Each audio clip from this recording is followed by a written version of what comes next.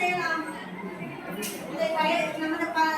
நமது பணியாளர்களிடம் ஒப்படைத்து விட்டு செல்லலாமே. பணியாளர்களே, நான் வெகு தூரம் பயணம் செல்ல வேண்டியுள்ளது. ஆதலால் என்னுடைய தாளத்தை உங்களிடம் ஒப்படைத்து விட்டு செல்கிறேன். சென்று வருகிறேன்.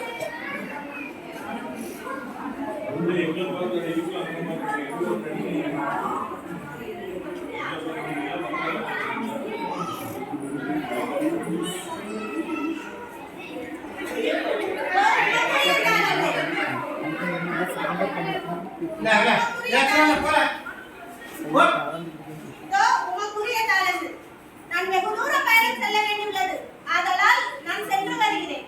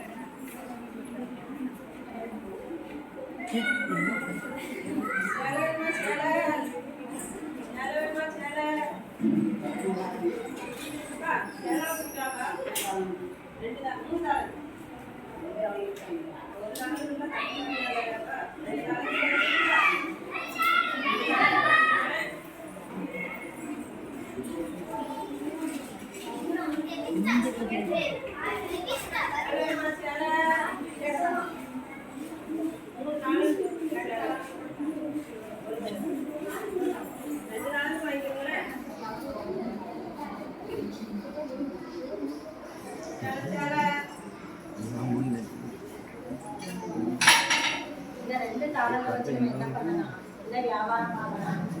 குழந்தைகளுக்கு பிடிச்ச மாதிரி பொம்மை வியாபாரம் பண்ணலாம்.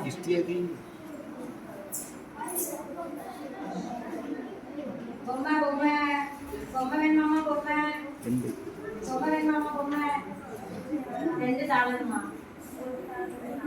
ஒரு தாளத்து கட்டுப்படி ஆகாது. 2 தாளத்து சின்ன பிள்ளைங்க கேட்கறதுனால உங்களுக்காண்டி ஒரு தாளத்து தாங்க.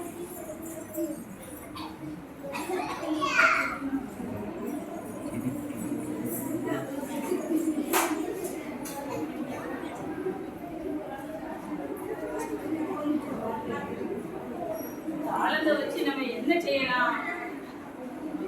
போட்டாலும் இது நஷ்டமாயிடக்கூடாது. வேண்டாம், நம்ம இதை குழி தோண்டி புதைச்சு வச்சிருக்கோம்.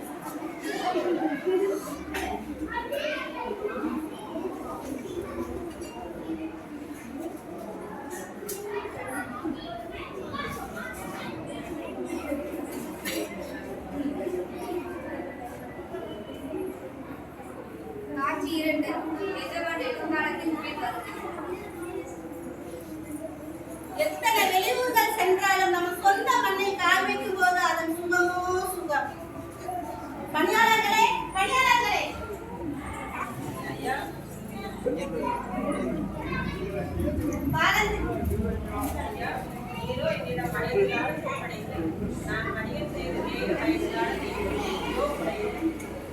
நல்ல பணியாளரே, சிறிய பொறுப்புகளில் நம்பிக்கைக்குரியவராய் இருந்தது. ஆதலால் உன்னை பெரிய பொறுப்புகளில் அமர்த்துவேன். உன் தலைவராக எம் மகிழ்ச்சியில் நீரும் பங்கு கொள்வேன். ஐயா, நீர் என்னிடம் 2 தாளத்தை இயற்றியுள்ளீர். அதை நான் மேலும் 2 தாளங்களாக தந்துள்ளேன்.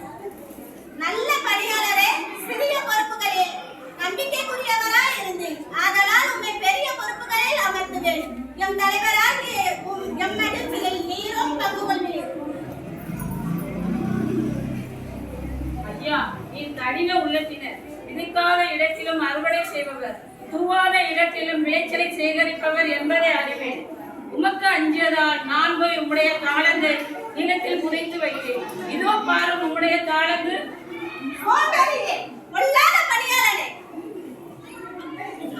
நான் விதைக்காத இடத்திலும் அறுவடை செய்பவர், துருவாத இடத்திலும் விளைச்சலை சேகரிப்பவர் என்பது உனக்கு தெரியும் அல்லவா? அப்படியானால் என் பணத்தை நீ வட்டி கடையில் அல்லவா கொடுத்து வைத்திருக்க வேண்டும். நான் திரும்பி வரும்போது எனது பணத்தை வட்டியோடு பெற்றிருப்பேன். யாருக்கு